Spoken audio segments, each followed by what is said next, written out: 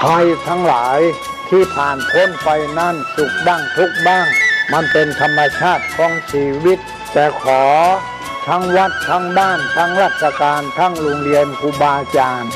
ได้สมัครสมานสามัคคีกลมเกลียวอย่าแตกความสามัคคีกันรู้รักสามัคคีประสานกายใจกันไว้เพราะประเทศไทยพระพุทธศาสนาเป็นศาสนาประจำชาติไทยเพราะฉะนั้นคนไทยมีคุณธรรมประจำใจประจำกายรักษากายวาจาใจให้เจริญมั่นคงเพื่อเป็นการผูกสัมพันธไมตรีด้วยพรหมวิหารธรรมคือให้มีเมตตาปราณีเอื้ออารีซึ่งกันและกันไว้จะแตกความสามัคคีกันให้สัมพันธ์กายสัมพันธ์ใจในกันและกันไว้อย่าแตกความสามัคคีประเทศชาติเราก็เจริญมั่นคงเศรษฐกิจเราก็เจริญมั่นคงสังคมเราก็เจริญมั่นคง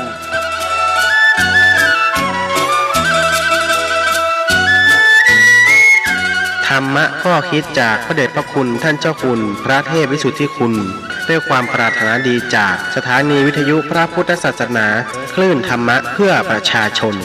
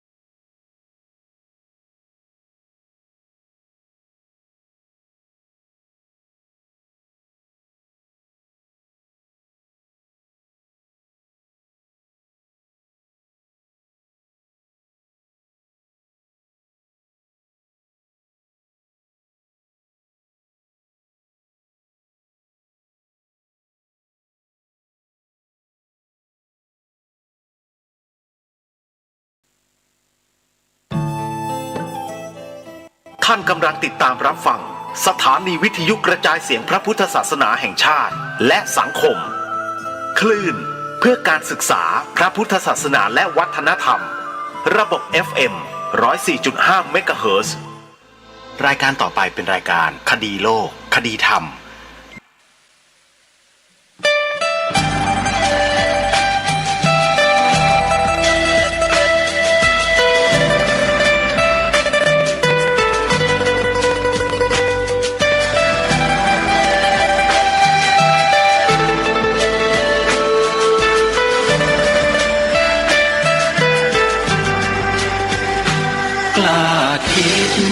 ก็ต้องกล้าทำอย่ากลัวถ้าทำความดีเป็นศึกษาปัญหาให้ทันท่วงที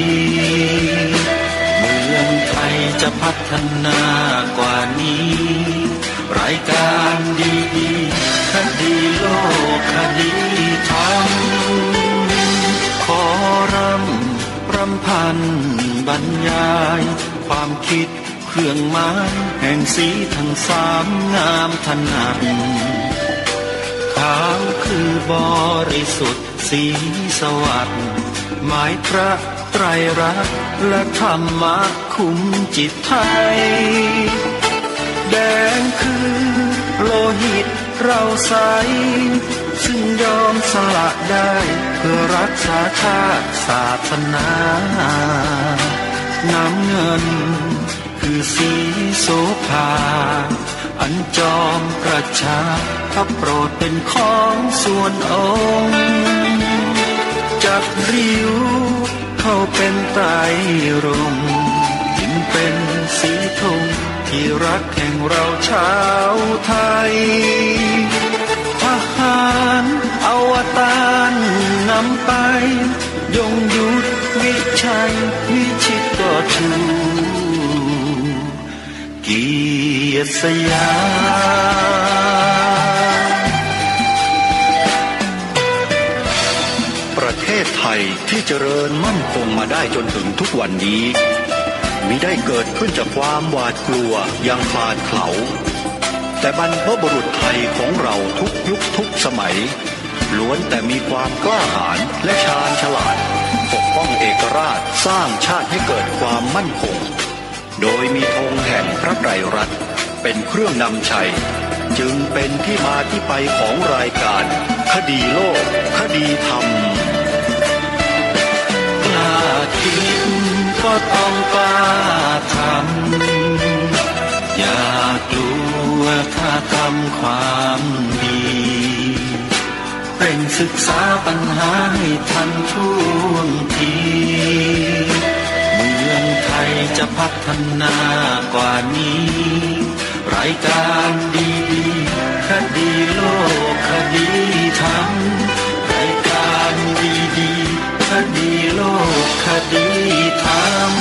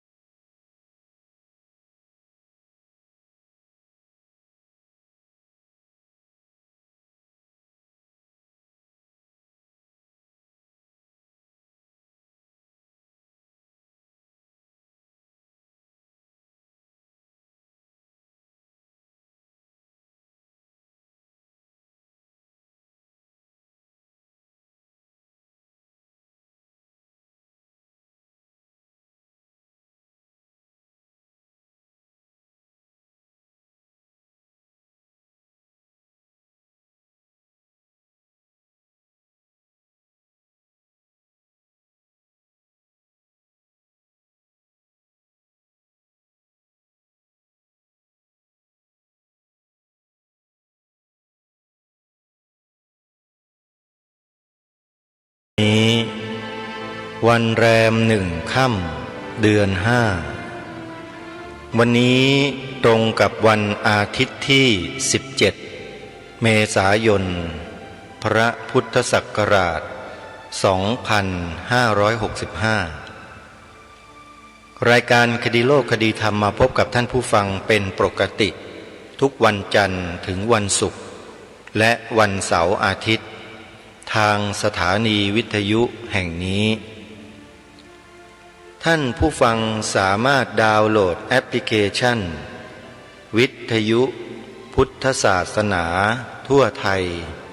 ไว้ในโทรศัพท์มือถือเพื่อติดตามรับฟังรายการนี้ได้ทุกวันขออนุโมทนาบุญขอกราบขอบพระคุณครูบาอาจารย์ทุกรูปท ที่ร่วมนำเสนอรายการคดีโลกคดีธรรมซึ่งเป็นรายการที่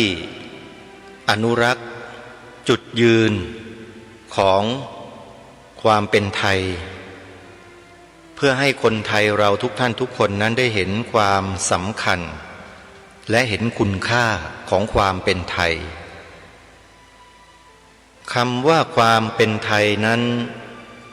คือการรวมเอาสามสิ่งที่มีอยู่จริงบนผืนแผ่นดินไทยมาผนวกไว้เป็นหนึ่งเดียวกันแล้วนำมาดำเนินการให้เป็นรูปธรรมคือเป็นวิถีชีวิตของคนไทยของเรามาโดยตลอดจนกระทั่งถึงวันนี้สิ่งเหล่านี้ก็ยังคงอยู่กับพวกเราแต่พวกเราจำนวนไม่น้อยดูเหมือนว่าจะไม่เอาใจใส่ในความเป็นไทยตรงนี้สักเท่าไหร่นักที่เป็นเช่นนี้ก็เพราะเหตุว่าโลกได้เปลี่ยนแปลงเทคโนโลยีที่มนุษย์สัมผัสได้อยู่เรื่อยๆบวกกับมนุษย์เราไม่ได้รับการฝึกฝนอบรมตนในแนวทางที่ถูกต้องที่บรรพชนบรรพบุรุษเขาวางรากฐานเอาไว้จึงทำให้จิตใจนั้นกวัดแกว่งหวั่นไหวไปกับเทคโนโลยีสมัยใหม่เสียมากแล้วก็เลยละทิ้งสิ่งที่บรรพชนสืบสารรักษามาที่รวมเรียกว่าความเป็นไทยนี้ไปไม่แต่เพียงเท่านั้นนะฮะบางคนถึงขนาดเหยียบย่ำทำลายความเป็นไทยของตนเองก็มีด้วยเหตุนี้แหละรายการคดีโลกคดีธรรมที่เฝ้าติดตามสิ่งเหล่านี้มาโดยตลอดมองเห็นชัดเจนว่าการกระทำเช่นนี้การนำเสนออย่างนี้มันคือการทำลายความเป็นไทยชัดๆแต่คนที่มีจิตใจกวัดแกว่งโลเลหลงไหลเลื่อมใสเทคโนโลยีหรือความเปลี่ยนแปลงใหม่ๆมองไม่เห็นมองไม่ออกและไม่สนใจที่จะมองด้วยจริงหรือไม่จริงอาตมาภาพตอบแทนก็ได้ว่าจริงเพราะอะไรดูพฤติกรรมแต่ละคนสิฮะพอมีการออกมารณรงค์เรียกร้องความเป็นไทยให้กลับคืนสู่ประเทศชาติบ้านเมืองสู่สังคมปรากฏว่ามีคนเหล่านี้ออกมาต่อต้านคัดค้านประเทศตัวเองคัดค้านกำพืชตัวเองคัดค้านสิ่งที่มีคุณค่าแก่ตัวเองคือความเป็นไทยคนเหล่านั้นเขาไม่รู้หรอกว่าความเป็นไทยคืออะไรคนเหล่านั้นเขาไม่รู้หรอกว่ากำพืชของเขาคืออะไรเพราะมันหลงไหลอย่างไอ้สิ่งใหม่ๆนี่แหละมันเคลิบเคลิ้มอยู่ตลอดมันจมปลักอยู่ก็ว่าได้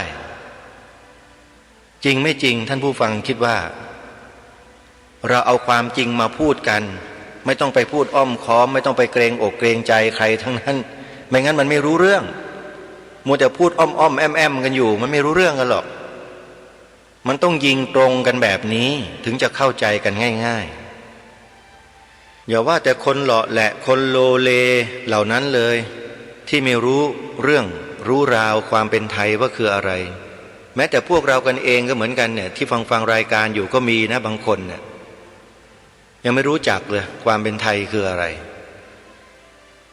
แล้วมันเกิดมาจากอะไรมีรากฐานเป็นอย่างไรไม่รู้ฮะลืมบางคนก็ลืมไปเลยรายการนี้จึงได้ออกมากระตุ้นมาปลุกให้พวกเรานั้นได้เกิดสำนึกในข้อนี้แล้วหันกลับมารักษาความเป็นไทยของเรากันต่อเพราะเป็นสิ่งที่ดีมีคุณค่าและมีประโยชน์มากมีประโยชน์อันนี้กล้าพูดเลยว่ามีประโยชน์มากมีประโยชน์ต่อทุกฝ่ายจริงๆเพราะว่าอะไรเพราะว่าความเป็นไทยที่ทางรายการได้ มารณรงค์เรียกร้องให้พวกเราได้ช่วยกันสืบสารรักษานี้เนี่ยเป็นสิ่งที่ทำให้มนุษย์ในโลกนี้รักกันสามัคคีกันมีเมตตาต่อกันมีกรุณาต่อกันมีมุทิตาต่อกันและมีอุเบกขาต่อกันสิ่งนั้นคืออะไรล่ะที่ทำให้เกิดความเป็นไทยขึ้นมาก็คือหลักธรรมคำสอนขององค์สมเด็จพระบรมศาสดาสัมมาสัมพุทธเจ้าพอพูดถึงศาสนาพุทธไอ้พวกกลิ้งกรอกกลิ้งไอ้พวกที่ไม้หลักปักเลนมันร้องยี้กันใหญ่นั่นแหละให้รู้จักตัวเองไว้บ้างว่าเป็นไอ้พวกไม้หลักปักเลนเป็นพวกแปรพักเป็นพวกไส้ศึกเกลือเป็นหนอนเหมือนอย่างที่หม่อมหลวงกาญจพงศ์วรวุฒิหรือหม่อมช้างท่านว่าไว้นั่นแหละให้รู้ตัวกันไว้เพราะฉะนั้นความเป็นไทยนี่ถือว่าเป็นสมบัติชาติที่คนไทยทุกคนต้องช่วยกันปกป้องรักษาส่งเสริมทำนุบำรุงให้ความสำคัญถึงจะเหมาะสมถูกต้องในฐานะที่อาศัยอยู่บนผืนแผ่นดินไทยผืนนี้ไม่ใช่ไปทำลายหรือมีส่วนร่วมแห่งการทำลายถือว่าผิดหมดคนที่ทำเช่นนั้นถือว่าเป็นคนที่พยายามทำลายความเป็นไทยการทำลายความเป็นไทยก็คือการทำลายประเทศไทยที่อยู่อาศัยของตนเองและผู้อื่นแล้วคนแบบนี้ควรหรือที่เราควรจะคบหาสมาคมและช่วยเหลือส่งเสริมควรเอาอกเอาใจด้วยไหมยกยอปอปั้นกันต่อหรือยังไงรายการนี้รู้นะว่าใครมันทำลายความเป็นไทยอยู่ทุกวันเนี่ยกลุ่มไหนพรรคไหนคณะใดคนใดพฤติกรรมมันบอกอยู่หลักฐานก็มีอยู่นะเมื่อรู้แล้วถ้าจะนิ่งๆเฉยๆก็เฉยได้ไม่สนใจก็ได้เอาตัวรอดจะไปยากอะไรล่ะสำหรับพระครูประหลัดนรงฤทธิ์รูปเนี้ยไม่ยากหรอกไม่ใช่คนที่ไม่มีความรู้อะไรประสบการณ์ก็มีพาตัวเองรอดสบายๆนั่งกินนอนกินทำไมจะทำไม่ได้ล่ะหมาแมวไก่หมูช้างมันยังทำกันได้เลยนั่งกินนอนกินนั่นน่ะทำตัวเหมือนสัตว์เดรัจฉานยังทำได้เลยง่ายแท้ต่างหากแต่ทำไมไม่ทำอ่ะลองคิดดูสิเพราะอะไรไม่ทำหลายครั้งแล้วที่อธิบายว่าทำไมที่ไม่ทำเช่นนั้นและทำไมถึงต้องมาทำแบบนี้อธิบายไปเยอะแล้วนะคงจะไม่พูดซ้ำหรอกว่าเพราะอะไรพูดอย่างเดียวว่าตอนนี้เราต้องการคนประเภทนี้มากคนเสียสละคนที่มีจิตสำนึกหวงแหนและรักในความเป็นไทยเราต้องการคนเหล่านี้มารวมตัวกันเพื่อกระทำการปกป้องรักษาความเป็นไทยของเราเอาไว้ตามแนวทางของเราซึ่งไม่ได้เบียดเบียนใครสักคนและก็ไม่ผิดกฎหมายด้วย3 ข้อที่ให้ทำกันนี่แหละเมื่อวันศุกร์ที่15 เมษายนที่ผ่านมาใครฟังรายการคดีโลกคดีธรรมคงจะมีความเข้าใจที่ชัดเจนขึ้นนะว่าทำไมรายการนี้จึงมารณรงค์ให้ทำ3 ข้อ3 ข้อเนี่ยมันคืออะไรมีประโยชน์ยังไงถ้าใครได้ฟังรายการเมื่อวันศุกร์ที่15 เมษายนที่อาตมาภาพและกระผมได้อธิบายความไว้อย่างชัดเจนนั้นน่ะคงเข้าใจแล้วว่าเหตุผลอะไรทำไมเพื่ออะไรอธิบายไว้หมดแล้วฮะย้อนกลับไปฟังได้เลยไปฟังสัก2-3 รอบแล้วท่านจะหายสงสัยเลยว่าทำไมจึงต้องมารณรงค์ไอ้เรื่องอยู่แค่นี้น่าเบื่อน่าเซ็งนักหนาอาตมาจะขอบอกนะถ้าใครบอกพูดคำนี้นะว่าน่าเบื่อน่าเซ็งเนี่ยพวกปัญญาอ่อนมันคิดอะไรไม่เป็นเลยมันคิดอยู่แค่ตัวของตัวเองเท่านั้นแหละจะเอาตัวรอดอย่างเดียวคนพวกนี้ท ถ้าจะพูดภาษาหยาบๆก็ได้พวกเห็นแก่ตัวคิดไม่เป็นเลยขนาดอธิบายให้ถึงขนาดนั้นแล้วยังไม่รู้เรื่องยังไม่เข้าใจกันอีกว่าให้ทำเพื่ออะไรต้องการให้มันมีไว้ในใจให้เกิดความหนักแน่นมั่นคงอยู่ในใจเรียกว่าฝังมันลงไปในหัวจิตหัวใจเลยสิ่งเหล่านี้ให้มันมีปรากฏเกิดขึ้นเป็นตัวของตัวเราให้ชัดเจนที่ผ่านมามีใครสอนให้ทำอย่างนี้ไหมมีใครบอกไหมครูบาอาจารย์เราอะที่บอกว่าเป็นนักปฏิบัตินักกรรมฐานเคยพูดเรื่องพวกนี้ไหมเล่าไม่มีอะมีแต่สอนให้ไปนิพพานกันอย่างเดียวแล้วบ้านเมืองล่ะทิ้งคว้างกันนึกไงไม่เห็นมีใครเอาใจพระโพธิสัตว์มาใส่ในหัวจิตหัวใจตัวเองกันบ้างเลยทั้งที่ก็มีเป็นหลักคำสอนอยู่ในชาดกในอะไรเยอะแยะไม่สนใจจะเอาแต่ตัวรอดกันอย่างเดียวจะหนีไปนิพพานกันอย่างเดียวพระโธ่นี่ไงมหายานก็ถึงดูถูกไงเพราะเป็นกันอย่างนี้แหละจริงๆแล้วเถรวาทเนี่ยถือว่าสมบูรณ์แบบยิ่งกว่ามหายานหลายร้อยเท่าในเรื่องของหลักธรรมคำสอนน่ะไม่ได้ดูถูกหรอกนะแต่มันเป็นเรื่องจริงแล้วมหายานก็ยอมรับแต่มหายานเนี่ยเขาเน้นเรื่องหัวใจโพธิสัตว์บำเพ็ญบารมีอย่างเดียวเรื่องนิพพานเขาไม่ได้สนใจเท่าไหร่หรอกเพราะแนวทางของเขาเนี่ยมันไปดูแล้วมันก็ไปยากเพราะต้องคลุกคลีอยู่กับมหาชนปณิธานเขาคือต้องการดึงเอามนุษย์ในโลกในจักรวาลเนี่ยไปสู่กุศลธรรมในเบื้องต้นคือการให้ทานนะเรียรัยบริจาคให้ทานเนี่ยเป็นหลักเลยจริงไม่จริงล่ะเขาเน้นเรื่องนั้นส่วนการเจริญสมาธิเจริญวิปัสสนาเพื่อพัฒนาจิตตนเองยกระดับปัญญาตนเองให้ขึ้นสูงเพื่อปล่อยละปล่อยวางสิ่งต่างๆเขามีน้อยแต่เขาจะเน้นเรื่องการสร้างภูมิในพระโพธิสัตว์เป็นหลักคือบำเพ็ญบารมีมากกว่าแต่ในทางเถรวาทเนี่ยมีทั้งสองอย่างเลยทั้งพ้นทุกข์ด้วยสู่นิพพานด้วยทั้งบำเพ็ญบารมีไปในตัวด้วยคือทำครบถ้วนสมบูรณ์แบบหมดไม่ได้ทิ้งอย่างใดอย่างหนึ่งถ้าใครอ้างบอกว่าเถรวาทสอนให้ทิ้งไม่ต้องทำอะไรทิ้งอย่างเดียวปล่อยละปล่อยวางจนกระทั่งปล่อยปละละเลยกันไปอะไรอย่างนั้นน่ะมันใช่ที่ไหนล่ะมันกลายเป็นปล่อยปละละเลยไปเลยไม่สนใจไม่รับผิดชอบต่อบ้านต่อเมืองซึ่งเป็นที่อยู่ที่อาศัยของตนเองมีใครมีคนนู้นมีใครมีกลุ่มไหนมีศัตรูมันจะมาทำลายชาติบ้านเมืองทำลายความเป็นไทยไม่สนหลับหูหลับตาภาวนาเข้าไปเถอะสอนกันอยู่อย่างนั้นน่ะปล่อยละปล่อยวางกันนะปล่อยละปล่อยวางอะไรมันปล่อยปละละเลยไม่เอาใจใส่กันมากกว่าดูตัวอย่างพระอาจารย์สมภพโชติปัญโยสิฟังธรรมของท่านมากันตั้งไม่รู้กี่สิบปีกันแล้วเนี่ยเคยวิเคราะห์บ้างไหมว่าพระอาจารย์สมภพนั่นท่านมีแนวทางยังไงพวกลูกศิษย์ลูกหาพระอาจารย์สมภพทั้งหลายเข้าถึงพระอาจารย์สมภพกันหรือเปล่าว่าท่านให้แนวทางไว้ให้เราทำอะไรกันนอกจากจะนำพาญาติโยมนุ่งขาวห่มขาวปฏิบัติธรรมแล้วเนี่ยต้องปลูกฝังแนวความคิดเรื่องชาติศาสนาพระมหากษัตริย์ให้กับญาติโยมของเราไปในขณะนั้นด้วยไม่ใช่สอนให้ไปแต่นิพพานนั่งหลับหูหลับตากันทั้งวันทั้งคืนอยู่แค่นั้นกิจการงานอื่นๆที่ต้องทำต้องจัดมันมีทั้งนั้นเลยต้องทำพอถึงเวลาภาวนาก็ภาวนาไป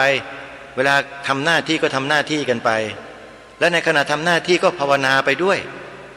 การทำงานก็คือการปฏิบัติธรรมนั่นแหละหลวงพ่อพุทธทาสก็บอกไว้กล่าวไว้ยืนยันไว้ไม่ใช่ให้ละทิ้งเป็นนักปฏิบัติพูดกันอยู่ได้ปฏิบัติอะไรปฏิบัติธรรมแล้วเป็นไงได้ผลไหมก็ได้อยู่พอมีคนเขาบอกว่าไม่จริงอะโกหกตอแหลโอ้โหหน้าเขียวโกรธปึ๊ดเลยนี่เหรอได้ปฏิบัติ ไม่ได้อะไรเลยจริงไม่จริงนะ นี่เตือนสติกันแบบเบาๆนะพวกเราเนี่ยชาวพุทธด้วยกันคนไทยด้วยกันอย่าหลงตัวเองกันให้มากนะหลงตัวเองมันจะกลายเป็นคนเห็นแก่ตัวเพราะว่ารักตัวเองมากกว่าเห็นแก่ตัวเองมากกว่าไงเขาเรียกหลงตัวเองแต่ไม่เคยสนใจเรื่องส่วนรวมกันเลยอย่างนี้จะบอกว่าเป็นนักพัฒนาเป็นนักศึกษาเป็นนักปฏิบัติได้ไหมไม่ได้มันเห็นแก่ตัวนักปฏิบัติจริงๆตามหลักที่ครูบาอาจารย์ท่านกล่าวไว้เนี่ยจะต้องเป็นคนที่เสียสละแบบสุดๆทุ่มเทแบบสุดๆในขณะเดียวกันก็มีความรู้ความเข้าใจในเรื่องของข้อปฏิบัติอยู่ข้างในลึกๆด้วยไม่ใช่เอามาพูดพร่ำเป็นวาจาออกมาอวดมาโชว์กันอยู่เหมือนอย่างทุกวันนี้ไม่ใช่ของจริงมันอยู่ข้างในไม่ต้องมาแสดงออกหรอกนะมาแสดงออกนี่ด้วยการวิธีการทำด้วยการเสียสละทำหน้าที่ตนเองในฐานะที่เป็นลูกหลานเป็นคนไทยนี่นักปฏิบัติจริงๆที่ถูกต้องจริงๆเนี่ยมันต้องเสียสละแล้วทำหน้าที่ไม่ใช่หนีใครที่ยังคิดหนีอยู่ไม่มาทำหน้าที่ไม่รับผิดชอบให้รู้ตัวไว้เถอะว่าไม่ใช่ไปพิจารณาให้ดีนะข้อนี้ไม่ได้กล่าวหานะแต่มันเป็นสภาวะตามความเป็นจริงเช่นนั้นคนที่ปฏิบัติและเข้าถึงธรรมจริงๆเนี่ยเขาจะไม่หนีปัญหาท่านเข้ามาแก้ปัญหาทุกสิ่งทุกอย่างอย่างหลวงพ่อเจ้าพระคุณสมเด็จพระพุทธาจารย์อาสพมหาเถระอดีตอธิบดีสงฆ์วัดมหาธาตุยุวราชรังสฤษฎิอดีตสังฆมนตรีว่าการองค์การปกครองที่ถูกสฤษดิ์ธนรัตน์สั่งการให้เจ้าหน้าที่มากระชากจีวรท่านจับไปขังคุกสันติบาลถึง 4-5 ปีนั่นแหละคือนักปฏิบัติเห็นไหมนั่นน่ะแล้วท่านกลับออกมาอย่างสง่าผ่าเผยเห็นไหมแล้วมาสุดท้ายก็ได้รับการสถาปนาเป็นสมเด็จพระราชาคณะที่สมเด็จพระพุทธาจารย์อาสพมหาเถระแล้วก็ได้ทำหน้าที่ปฏิบัติหน้าที่เป็นสมเด็จพระสังฆราชอยู่ช่วงหนึ่งเห็นหรือยังตัวอย่างนั่นน่ะครูบาอาจารย์นั่นน่ะที่ท่านทำโดยไม่ถอยหนีไปไหนติดคุกก็ยังกลับออกมาก็ยังมาทำหน้าที่ไม่กลัวเพราะอะไรในใจท่านมั่นคงแล้วในใจท่านนั้นบริสุทธิ์แล้วตั้งแต่ต้นมาแล้วท่านมีตั้งปณิธานเอาไว้ตั้งแต่บวชมาแล้วและปฏิบัติแล้วก็นำหลักปฏิบัติจากพระไตรปิฎกมาเผยแผ่ให้ลูกศิษย์ลูกหาได้ไปศึกษาเรียนรู้ที่ประเทศพม่ากลับมาก็มาบอกสอนลูกศิษย์ลูกหาทั้งฝ่ายพระสงฆ์สามเณรแม่ชีบาศกบาสิกาจนแพร่กระจายขยายไปทั่วทั้งบ้านทั้งเมืองหลวงพ่อจรัญวัดอัมพวันสิงห์บุรีก็เป็นลูกศิษย์หลวงพ่อสมเด็จอาจหลวงปู่ทองวัดพระธาตุสีจอมทองที่เชียงใหม่ก็เป็นลูกศิษย์หลวงพ่อสมเด็จอาจอีกหลายๆท่านหลายๆรูปหลายองค์เป็นลูกศิษย์หลวงพ่อสมเด็จอาจทั้งนั้นแล้วพวกเราเป็นหลานเป็นเหลนศิษย์ไม่รู้จักครูบาอาจารย์ของเราว่าท่านทำงานแบบไหนทำยังไงและยังมาอวดอ้างตัวเองมาอวยครูบาอาจารย์ตัวเองซึ่งเป็นหลานศิษย์เหลนศิษย์ของหลวงปู่อีกมาดีอย่างนั้นอย่างนี้ใครจะดีกว่าอาจารย์ฉันนี่เขาเรียกว่าสร้างอัตตาตัวตนสร้างอีโก้ทั้งนั้นเลยเนี่ยมันไม่ได้ปฏิบัติเพื่อขัดเกลาหรอกพูดในฐานะเป็นนักปฏิบัติมาก่อนถ้าไม่ปฏิบัติมาก่อนก็จะไม่พูดหรอกสอนบอกนักปฏิบัติทั้งหลายเนี่ยให้รู้สึกตัวกันไว้ด้วยว่าวิธีการและผลจากการปฏิบัติจริงๆเนี่ยถ้ามันได้ผลจริงได้บรรลุตามเป้าหมายจริงมันจะไม่ทิ้งหน้าที่เลยมันจะรับผิดชอบยิ่งกว่าเดิมซิอีกเอาชีวิตเป็นเดิมพันด้วยซ้ำไปนี่ของจริงอย่างพ่อเจ้าพระคุณสมเด็จอาจนะเห็นไหมนะเอาชีวิตเป็นเดิมพันหลวงพ่อพระพิมลธรรมชอบอนุจารีมหาเถรราชบัณฑิตซึ่งเป็นครูบาอาจารย์ที่อาตมาภาพอุปถากดูแลท่านสมัยเป็นเด็กวัดนี่ก็อีกองค์หนึ่งเป็นคู่กันเลยพระธรรมวรนายกอดีต3แม่ทัพใหญ่เนี่ยที่ต่อสู้เพื่อพระพุทธศาสนามาโดยตลอดไม่ครั่นคร้ามต่อศัตรูหมู่มารใดๆทั้งสิ้นและสุดท้ายความดีก็ชนะความร้ายเห็นไหมท่านเจ้าพระคุณสมเด็จพระพุทธจารย์อาสมมหาเถระจึงได้แต่งโครง4สุภาพเอาไว้สอนพวกเรามาจนถึงวันนี้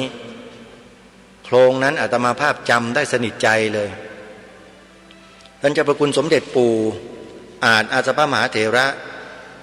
ท่านแต่งโครงไว้ว่า ความร้ายในโลกล้วนเหลือหลายรุมรอบรบใจกายเกลื่อนแท้สิ่งอื่นจักหักหายหาห่อนมีรือเว้นแต่ความดีแก้กลับร้ายกลายดีความดีมีไหม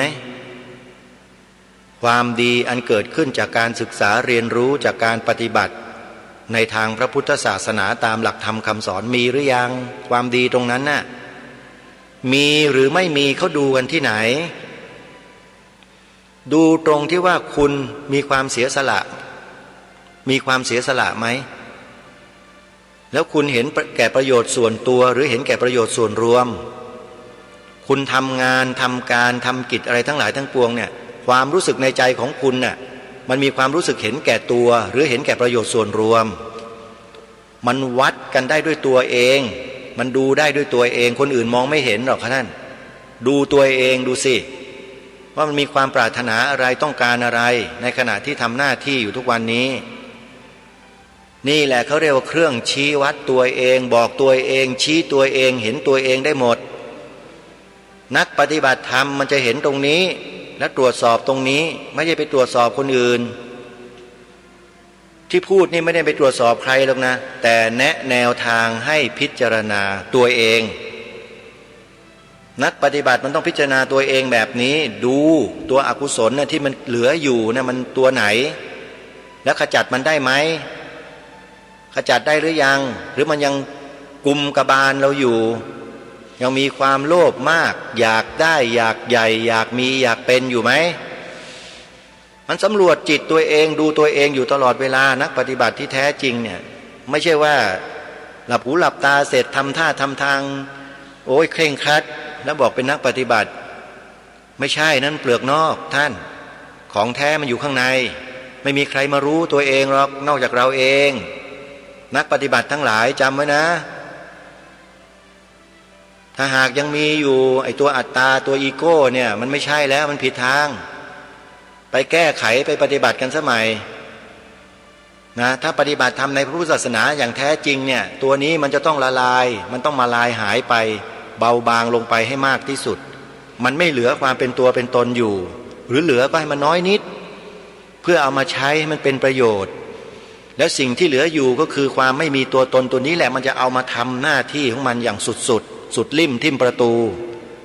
โดยไม่คิดแก่ชีวิตไม่คิดถึงแก่ชีวิตตัวเองด้วยซ้ำอาตมาภาพจึงไม่หวั่นไหวไงว่าใครจะว่ายังไงหรือใครจะไม่เปิดรายการนี้ออกอากาศก็ไม่สนใจอยู่แล้วก็เราจะได้รู้กันไงว่าเป็นคนเช่นไรไงคือไม่ได้ว่านะฮะไม่ได้ว่าใครนะแต่จะได้รู้ญาติโยมเองก็จะได้ทราบได้รู้ไงว่าคนที่แท้จริงครูบาอาจารย์หรือนักปฏิบัติธรรมที่แท้จริงเนี่ยเป็นยังไงอาตมาภาพบอกแล้วว่าอาตมาทำหน้าที่เพื่อหน้าที่ไม่ได้ทำหน้าที่เพื่อตัวเองไม่ได้สนใจหรอกว่าจะมีชื่อเสียงเกียรติยศจะมีคนยกยอปอปั้นจะมีคนนินทาว่าร้ายอะไรมันเรื่องโลกธรรมทั้งนั้นก็เรารู้อะเราเข้าใจมันน่ะถ้าหากเรามีอัตตามีตัวตนที่หนาแน่นเต็มหัวเลยเนี่ยใครแตะนิดนึงก็ไม่ได้โกรธไม่พอใจเอาเราก็ดูจิตเราเองไงถึงรู้ไงว่าเราพอใจไหมไม่พอใจไหมสภาวะนี้มันยังเข้มมันยังเยอะไหมมันตรวจสอบตัวเองอยู่ตลอดนี่คือการปฏิบัติเมื่อมันมีอยู่ต้องขจัดทิ้งไงขจัดออกขจัดออกอย่าเก็บพระพุทธเจ้าไม่ได้สอนเหล่าสาวกให้เก็บอัตตานี้ไว้พอกพูนไว้ไม่มีคำสอนนั้นน่ะผิดไม่มีเราของพระพุทธเจ้ามีแต่ให้ทำลายอย่างเดียวอีโก้ไงอัตตาตัวตนไงทุกวันนี้มันพอกพูนอัตตาหรือว่ามันทำลายอัตตาก็บอกแล้วไม่มีใครรู้เท่าตัวเราเองไงพิจารณาดูซิเป้าหมายของชีวิตของเราที่เกิดมาเป็นมนุษย์ได้พบพระพุทธศาสนาได้ศึกษาปริยัติธรรมได้ปฏิบัติวิปัสสนาภาวนามาเนี้ยได้ผลอย่างไรบ้างสำรวจตัวเองสำรวจจิตตัวเองดู ทุกคนนะฮะไม่ว่าพระว่าโยมทั้งนั้นแหละต้องพิจารณาอย่างนี้นะถึงจะถูกนะไม่ใช่ไปมองอยู่ข้างนอกไปจดจ้องอยู่แต่สิ่งข้างนอกอยู่หรือว่าไปคล้อยตามอารมณ์ที่มันผ่านเข้ามาทางตาหูจมูกลิ้นกายใจแล้วก็ไหลไปเรื่อยๆงั้นไม่ใช่นะท่านกำหนดรู้ดูอาการเป็นไปของมันให้เห็นสิ่งที่มหัศจรรย์ก็คือไตรลักษณ์เห็นให้ชัดๆมันไม่มีอะไรเลยมันเหลืออยู่สิ่งเดียวก็คือกุศลจิตที่จะทำเพื่อประโยชน์ส่วนรวมนั่นแหละนี่แหละเขาเรียกว่าเสียสละแล้วเสียสละแล้วไม่พอมันจะมีจิตสำนึกระลึกถึงบุญคุณของบรรพชนบรรพบุรุษอย่างใหญ่หลวงเลยพอมันเป็นเช่นนี้แล้วเสร็จทำไงอ่ะมันอยู่เฉยไม่ได้ดิมารับผิดชอบสิทีนี้รับผิดชอบแบบสุดๆเลยไม่ได้ใครมาแตะใครมาทำลายไม่ได้นี่ไงจึงเกิดรายการคดีโลกคดีธรรมนี้ขึ้นมาโยมพระคุณเจ้าที่เคารพนี่แหละฮะของจริงหมายถึงว่ามันเป็นอย่างนั้นจริงๆนะไม่ได้อวยตัวเองนะว่าตัวเองบรรลุบรรเลอะอะไรไม่มีครับผมเป็นปุถุชนผมประกาศเลยแต่ผมรู้ในฐานะที่เป็นปุถุชนนี่แหละแต่เข้าใจในหลักธรรมคำสอนของพระพุทธเจ้าที่ตรัสสอนได้ทรงวางหลักการเอาไว้อะไรควรทำลายควรขจัดออกจากจิตอะไรควรจะส่งเสริมให้มีขึ้นในจิตและสิ่งนั้นจะมีประโยชน์ต่อเราในภพที่หนึ่งในอัตภาพที่หนึ่งนี้อย่างไรและอัตภาพที่สองสามสี่ข้างหน้าอย่างไรมันต้องเข้าใจสิ่งเหล่านี้ด้วยและมันจึงจะเกิดความมั่นใจตัวเองในการทำหน้าที่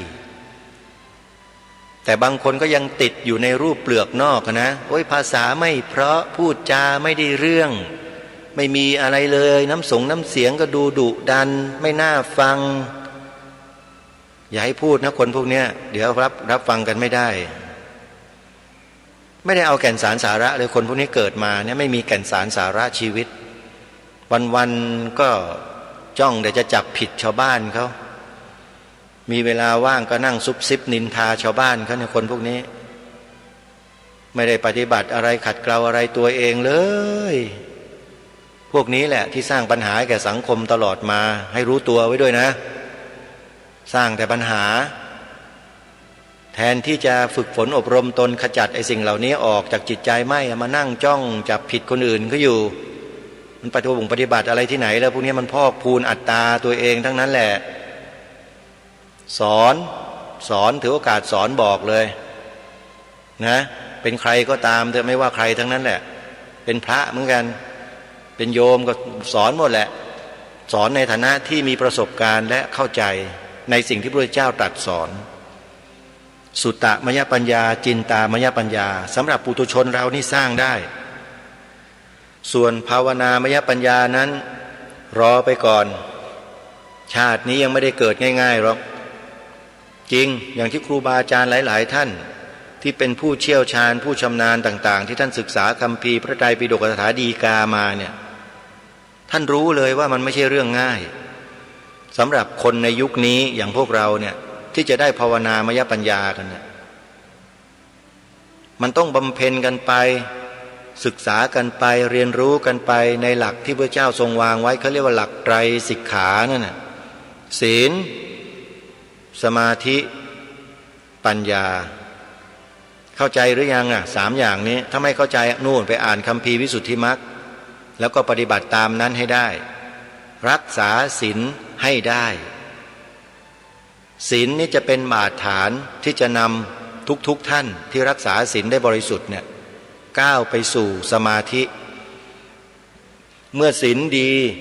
ก็จะทำให้สมาธิมั่นคงและเจริญเมื่อสมาธิมั่นคงเจริญก็จะขึ้นไปสู่ฌานจิตไม่ว่าจะเป็นปฐมฌานทุติยฌานตติยฌานจตุตถฌานก็ตาม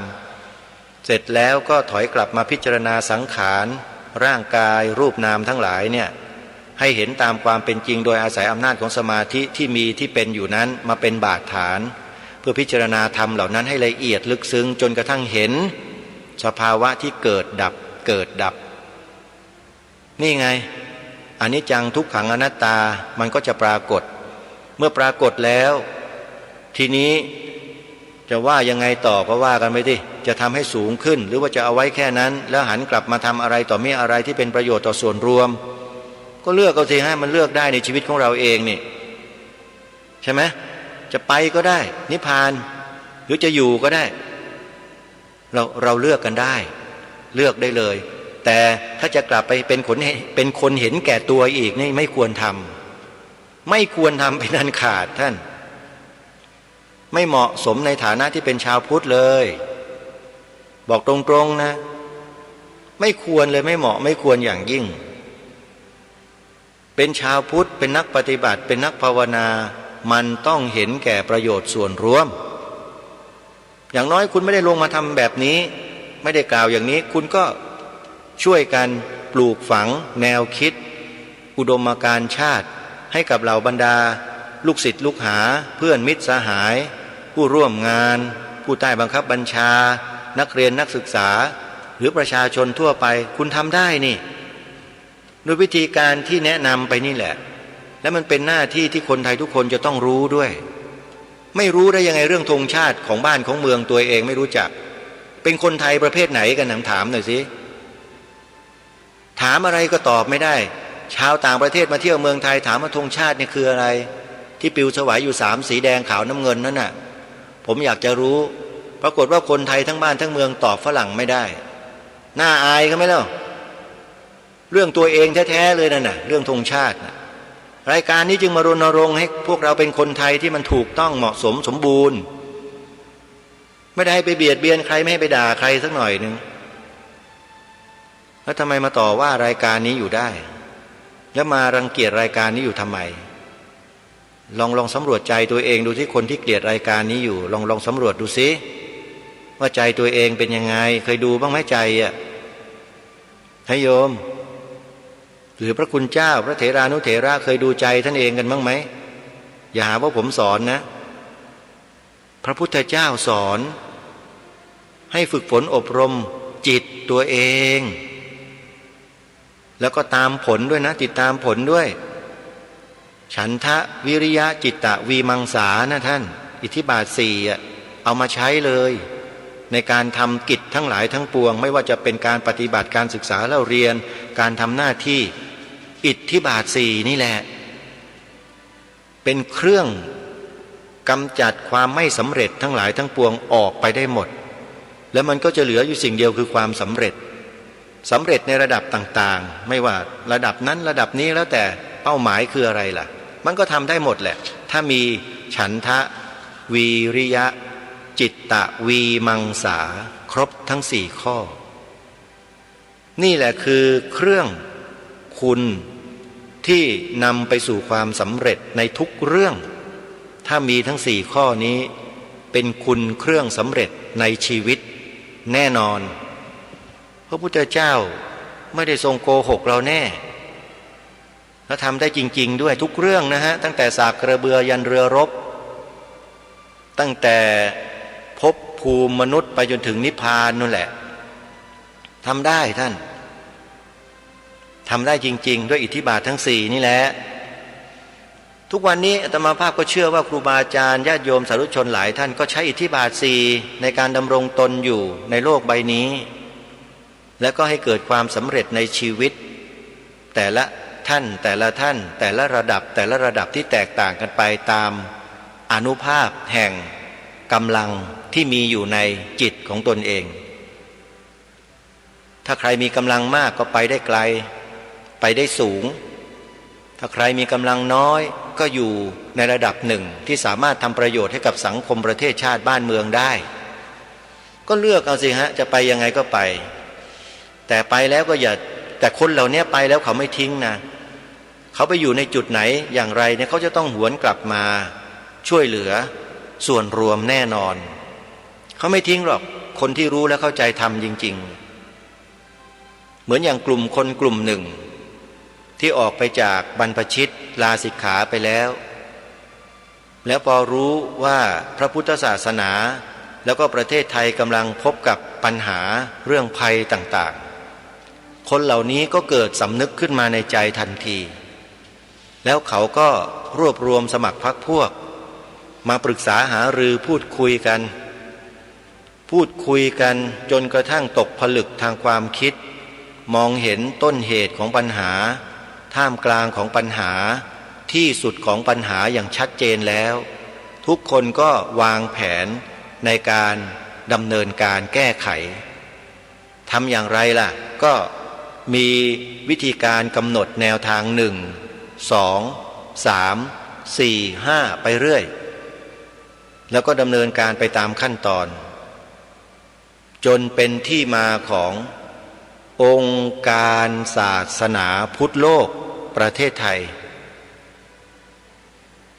ไม่รู้ว่าท่านผู้ฟังที่ฟังรายการอยู่เคยได้ยินองค์การนี้ไหมชื่อองค์การนี้องค์การศาสนาพุทธโลกประเทศไทยถ้าใครติดตามรับชมสถานีโทรทัศน์ดีทีวีในทุกวันศุกร์วันเสาร์วันอาทิตย์ตอนเย็นๆนะถ่ายทอดสดที่ตึก AEC ที่แยกลำสาลีบางกะปิถนนศรีนครินทร์ซึ่งเป็นอาคารที่คุณหมอสำเร็จรุ่งเรืองรองศาสตราจารย์นายแพทย์สำเร็จรุ่งเรืองยกให้องค์การศาสนาพุทธโลกประเทศไทยใช้ในการดำเนินกิจกรรมเป็นตึกอาคาร8ชั้นใหญ่มากมูลค่าของอาคารหลังนี้เห็นเขาพูดกันนะว่า300 กว่าล้านบาทยกให้เลยให้กับองค์การนี้ที่ก่อตั้งขึ้นมาเพื่อดำเนินกิจการไปตามยุทธศาสตร์และวิธีการที่ได้กำหนดตามเป้าหมายเพื่ออะไรเพื่อขจัดปัญหาทั้งหลายทั้งปวงที่เกิดขึ้นต่อพระบวรพุทธศาสนาและต่อชาติบ้านเมืองเราจะขจัดปัญหานั้นทิ้งด้วยวิธีการขององค์การศาสนาพุทธโลกซึ่งได้วางยุทธศาสตร์ในการทำหน้าที่ทำการงานเหล่านั้นไว้แล้วก็ได้เชิญบุคลากรที่มีความสามารถในหลายด้านมาช่วยกันตั้งวอร์รูมแล้วนำปัญหาขึ้นมาวางเพื่อจะแก้ไขซึ่งตอนนี้ลงตัวแล้วก็ได้ทำการเปิดตัวอย่างเป็นทางการไปแล้วเมื่อวันที่13 เมษายนที่วัดสามชุกและ14 เมษายน2 วันผ่านมาแล้วอาตมาภาพนี่แหละแล้วก็ท่านผู้อำนวยการสถานีโทรทัศน์ดีทีวีนี่แหละเรา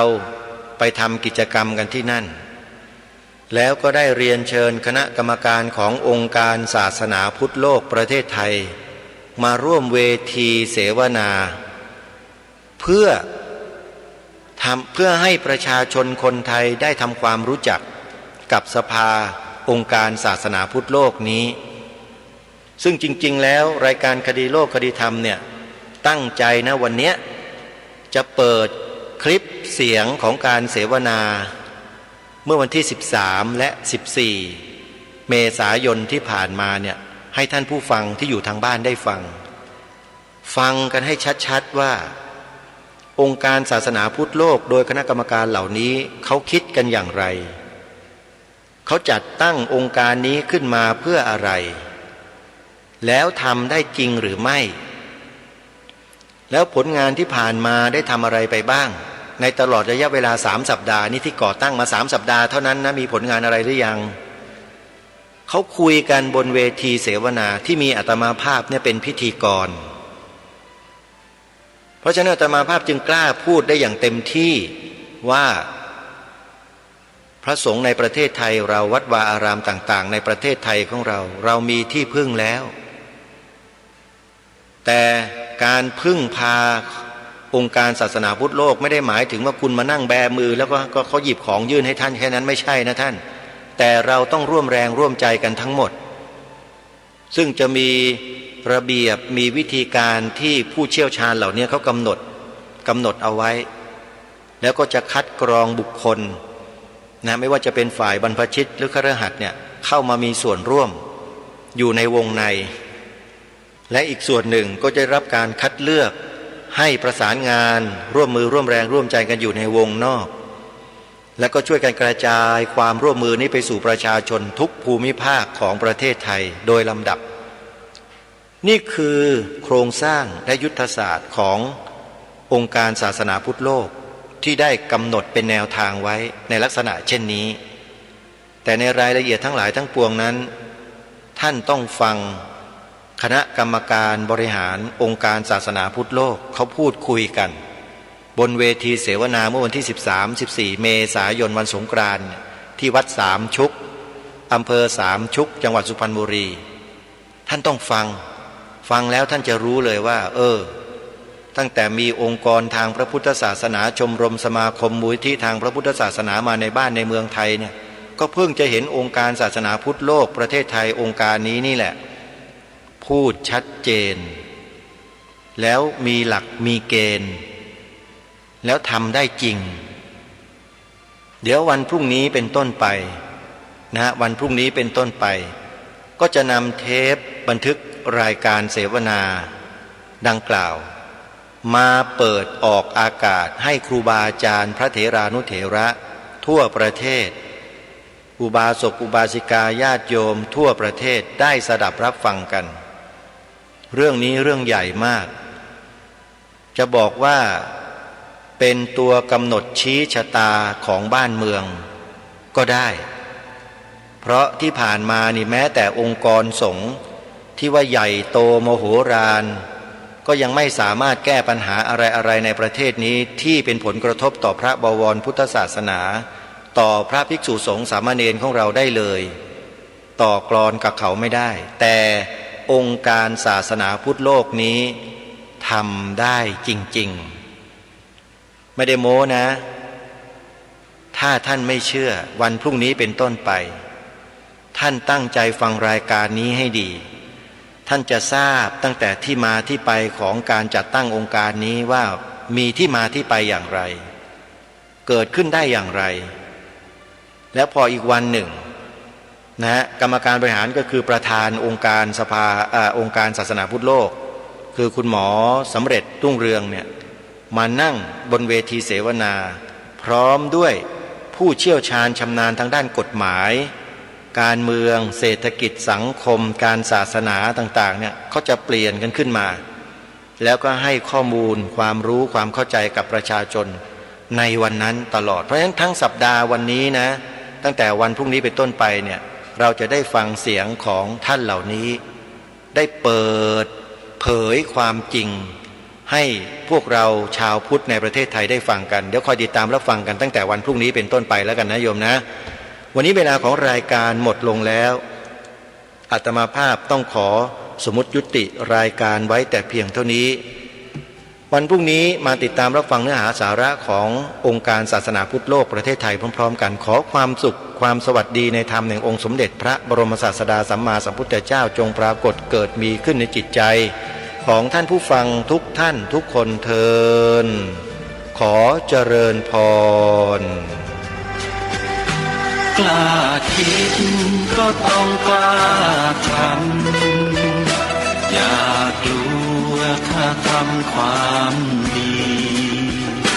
เป็นศึกษาปัญหาให้ทันท่วงที